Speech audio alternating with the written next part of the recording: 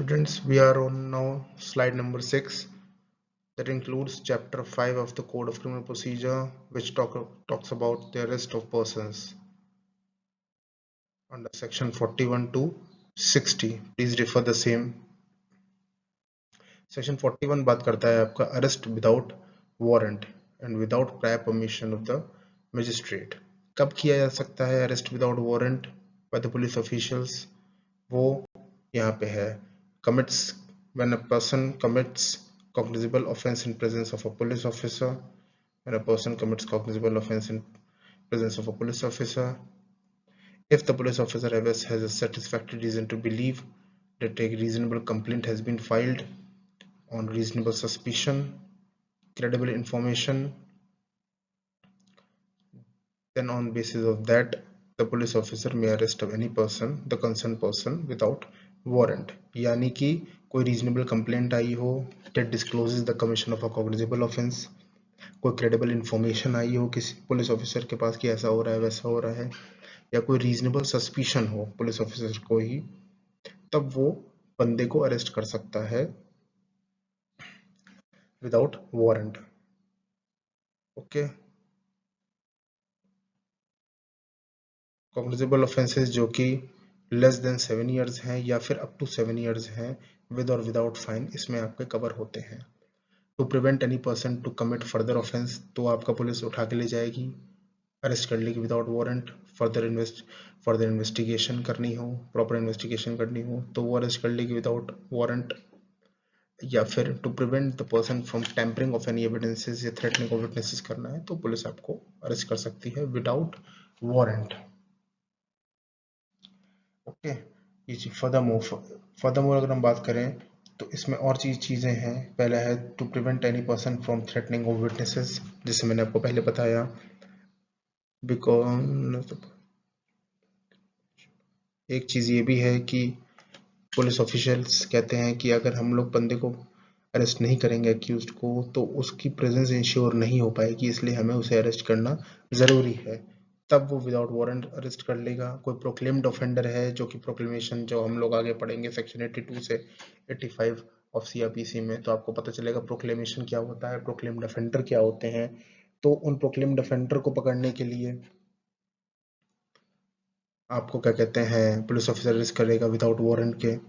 या कोई बंदा है जिसके possession of any stolen property है या कोई क्राइम कमिट हुआ है या सस्पिशन ऑफ द सेम है तो वो अरेस्ट कर सकता है. इसमें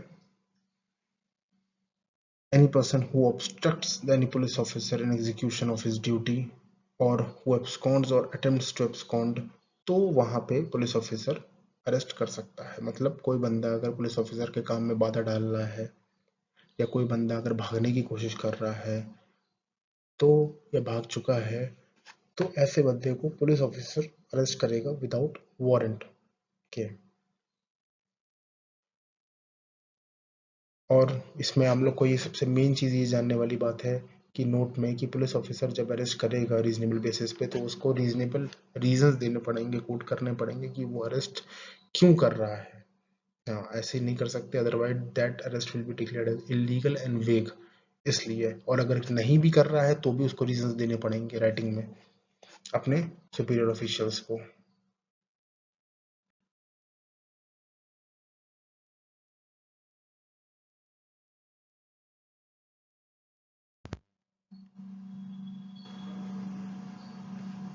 Now coming on to slide number 7, which is a continuation of slide 6, that details about section 41A. 41A बात करता है notice of appearance before the police officer. इसमें क्या होता है, जब कोई रीजनेबल इंफॉर्मेशन पुलिस ऑफिसर को मिलती है, कोई क्रेडिबल इंफॉर्मेशन मिलती है, कोई रीजनेबल सस्पिशन होता है पुलिस ऑफिसर को किसी पे, या कोई रीजनेबल रिटन कंप्लेंट आती है पुलिस ऑफिसर के पास that discloses the commission of a cognizable offence. Cognizable offence का मतलब संज्ञेय अपराध. संज्ञेय अपराध.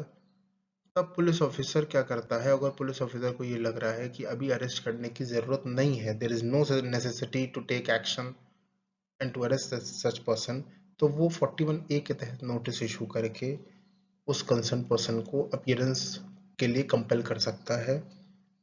डेट टाइम प्लेस पे अपीयर करने के लिए बोल सकता है। बेसिकली ये इसलिए भी किया जाता है कि एक तरह से पुलिस ऑफिसर ये सोचता है कि उस पर्टिकुलर पर्सन को भी अपॉर्चुनिटी दी जाए ऑफ बीइंग हर्ड, उस हिसाब से चीज़ें होती हैं। अब इसमें पर्सन को कंप्लाई करना चाहिए उस नोटिस से, उसको आना चाहिए, उसको कोऑपरेट करना चाहिए। If in case of non compliance अगर होता है, नॉन आइडेंटिफिकेशन होता है, दैट पर्सन में be arrested on orders of the court. अब आता है सेक्शन 41 बी में। सेक्शन 41 बी बेसिकली डील करता है what will be the sort of procedure of arrest। इसमें पहली चीज क्या है, सेक्शन 41 बी, इसमें सबसे पहली जो चीज है वो है आपके police officer making arrest must bear accurate visible and clear identification of his name. जो पुलिस ऑफिसर अरेस्ट करने जा रहा है उसका आइडेंटिफिकेशन बिल्कुल क्लियर होना चाहिए, विजिबल होना चाहिए, एक्यूरेट होना चाहिए, सस्पिशियस नहीं होना चाहिए। Memorandum of arrest to be made, MOA बनाया जाएगा। मेमोरेंडम ऑफ अरेस्ट या अरेस्ट मेमो भी जिसे हम कहते हैं। Memorandum of arrest to be memorandum of arrest basically जो अरेस्ट मेमो है उसमें क्या डिटेलिंग रहती है, उसमें डिटेलिंग ये रहती है कि हम लोग कहाँ पे कितने बजे किसको अरेस्ट करने आए हैं, कितने लोगों के साथ करने आए हैं, कौन लोग इनके सामने हैं, हमने क्या क्या इन्हें सूचना दे दी है, इन्हें बता दिया है, ये है सारे जितने भी राइट्स ऑफ अरेस्टेड पर्सन होने चाहिए हमने इन्हें एश्योर करा दिया है। मेमोरेंडम ऑफ अरेस्ट जो होगा वो to be attested by one witness होगा। अब या तो वो उस पर्टिकुलर अरेस्टेड पर्सन के फैमिली मेंबर में से कोई हो या फिर मेंबर ऑफ द सोसाइटी हो, या मेंबर ऑफ द सोसाइटी हो जो उसको विटनेस करे कि हाँ हमारे सामने अरेस्टमेंट किया जा रहा है। That will be countersigned by the arrested person से काउंटर साइन करेगा। And fourthly and lastly arrested person has a right to inform his or her relative or a friend that that particular person has been arrested। Okay, now we are moving on to slide number 8।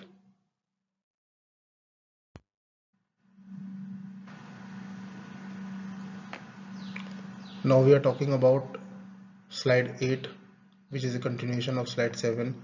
यहाँ पे हम बात करेंगे section 41C का। 41C basically control rooms की बात करता है जो कि डिस्ट्रिक्ट एंड स्टेट लेवल पे बनाए जाएंगे by the state government. Okay, अब यहाँ पे जो डिस्ट्रिक्ट लेवल पे और स्टेट लेवल पे कंट्रोल रूम्स होंगे वो बेसिकली नोटिस बोर्ड कैरी करके रखेंगे। नोटिस बोर्ड में इंफॉर्मेशन क्या होगी, नोटिस बोर्ड में इंफॉर्मेशन होगी names and address of the arrested persons, उनकी इंफॉर्मेशन होगी, and the officer and the details of the officer that has made the arrest. Control rooms जो होंगे स्टेट लेवल पे will collect all the details of the control rooms established at the district levels from the district data rooms. Basics information है। Section 41 D पे बात करते हैं। Section 41 D basically बात करता है right of arrested person to meet an advocate of his choice during interrogation. Basically हमारे पास जो अरेस्टेड पर्सन्स होते हैं, जो एक्यूज्ड होते हैं, उनके पास राइट्स होते हैं काफ़ी, जो कि उनके लीगल राइट्स हैं और उनके फंडामेंटल राइट्स भी होते हैं। फंडामेंटल राइट्स इसमें आप देखोगे आर्टिकल 22 में आपको दिखाई देगा। आप अगर डिटेलिंग पढ़ेंगे जाके कॉन्स्टिट्यूशन तो आपको आर्टिकल 22 में राइट्स ऑफ अरेस्टेड पर्सन का डिस्क्रिप्शन मिलेगा। और सीआरपीसी में भी आपके राइट्स हैं जो अरेस्टेड पर्सन जो अक्यूज्ड के पास हैं, और पुलिस ऑफिशियल्स जो है वो ऑब्लिगेटरी हैं उनको फॉलो करने के लिए, तभी वो ड्यू प्रोसेस ऑफ लॉ के तहत माना जाएगा, otherwise abuse of the process of law माना जाएगा। and it might also turn into illegal arrest and illegal detention। तो जो अरेस्टेड पर्सन है उसको अपने एडवोकेट से मिलने का पूरा अधिकार है during interrogation. Right to be defended by a lawyer of his own choice पूरा अधिकार है। हम बात करते हैं सेक्शन 46 की कि how arrest will be made. Arrest कैसे किया जाएगा, प्रोसीजर कैसे होगा, कैसे कैसे फॉरवर्ड किया जाएगा अरेस्ट को।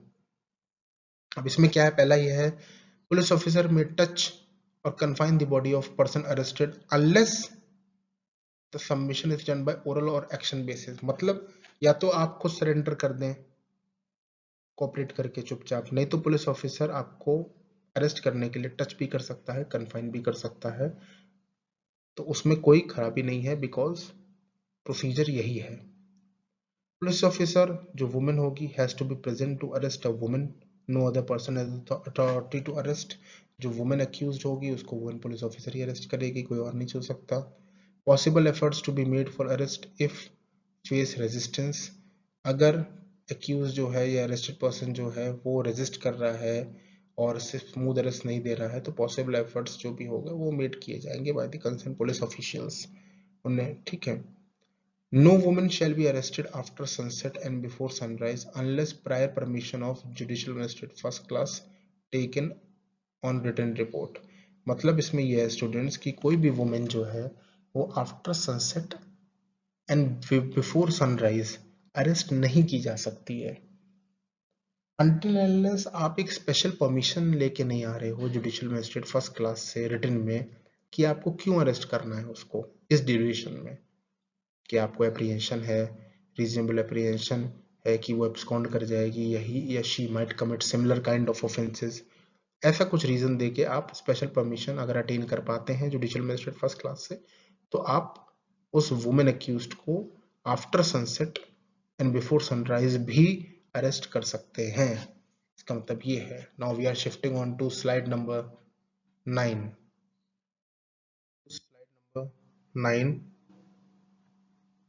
which talks about section 50A, that means obligation of person making the arrest। जो पर्सन अरेस्ट कर रहा है, पुलिस ऑफिसर हो या कोई भी पर्सन हो ऑथराइज्ड ऑन देयर बिहाफ, तो उसके पार्ट पे क्या ऑब्लिगेशंस हैं, उसके पार्ट पे क्या ड्यूटी है अरेस्ट करते समय। पहली चीज ये है कि पुलिस ऑफिसर और any person making arrest has to give information regarding arrest and place where arrested person is kept to any friend और रिलेटिव और any person disclosed by arrested person. जहां पे पुलिस ऑफिसर अरेस्ट मेक कर रहा है, arrest कर रहा है, उसको बताना पड़ेगा कि हमने इन बंदे को अरेस्ट किया है, इस पर्सन को हम यहाँ पे रखे हुए हैं, आप यहाँ पे आ जाइए। ये अब वो इन्फॉर्मेशन किसी फ्रेंड को दिया जा सकता है, किसी रिलेटिव को दिया जा सकता है, या किसी भी ऐसे पर्सन को जिसका नाम अरेस्टेड पर्सन ने डिस्क्लोज किया हुआ है। Secondly, police officer has to inform the arrested person that the offense for which he has been held is bailable and he can seek bail in that particular offense। Police officer के part पे ये obligation है कि अगर bailable offence है, यानी कि 3 साल से अंदर अंदर तक की जिसमें पनिशमेंट होती है, जो हमने पहले पढ़ रखा है प्रीवियस स्लाइड्स में, बेलेबल ऑफेंस है, तो पुलिस ऑफिसर के पार्ट पे ऑब्लिगेशन है कि पर्टिकुलर अक्यूज्ड को ये बता दे कि ऑफेंस बेलेबल है और आप बेल ले सकते हैं अपने लॉयर को कंसल्ट करके। Thirdly, police officer to tell the rights which the arrested person holds so that can be exercised। जो भी rights of arrested persons होती हैं, rights of accused होती हैं, CRPC में mentioned हैं और article 22 of the Indian constitution में मेंशनड है, पुलिस ऑफिसर को वो सारी राइट्स उस अरेस्टेड पर्सन को बतानी चाहिए। ये उनके पार्ट पे ऑब्लिगेशन है, क्योंकि मोस्ट ऑफ द टाइम ये होता है कि many times it has been seen कि जो अरेस्टेड पर्सन्स हैं उन्हें उनके अपनी राइट्स, अपने अधिकारों के बारे में, अपने लीगल राइट्स, अपने फंडामेंटल राइट्स के बारे में उन्हें कुछ नहीं पता होता है, तो पुलिस ऑफिसर के पार्ट पे ऑब्लिगेशन है कि वो बताएं। Fourthly, details of the person to be entered in a book who has been informed about the arrest of such persons। Fourthly, हम लोग बात करते हैं that details of the person to be entered in a book who has been informed about the arrest of such person। जिस person को हम लोगों ने बताया है कि ऐसे ऐसे इसको हमने अरेस्ट किया है, उस पर्टिकुलर पर्सन की डिटेल्स को भी पुलिस ऑफिसर अपनी बुक में, अपनी डायरी में मेंशन करेगा। Fifth, after production of accused before the magistrate, it is the magistrate duty to ensure that the obligations on the part of the police officer has been fulfilled or not। 24 घंटे के अंदर अंदर magistrate के सामने पेश करना होता है accused को, ये हम लोग आगे पढ़ेंगे। तो उसमें मजिस्ट्रेट जो होता है, जुडिशियल मजिस्ट्रेट जो होता है, वो उतना उसको विजिलेंट होना चाहिए, उतना उसको एक्टिव होना चाहिए और उसको ये पूछना चाहिए पुलिस ऑफिसर से और इंश्योर करना चाहिए कि पुलिस ऑफिसर ने सेक्शन 50A के अंदर जो उसके ऑब्लिगेशंस हैं वो फुलफिल किए हैं या नहीं किए हैं। Okay, now we are moving on to slide number 10।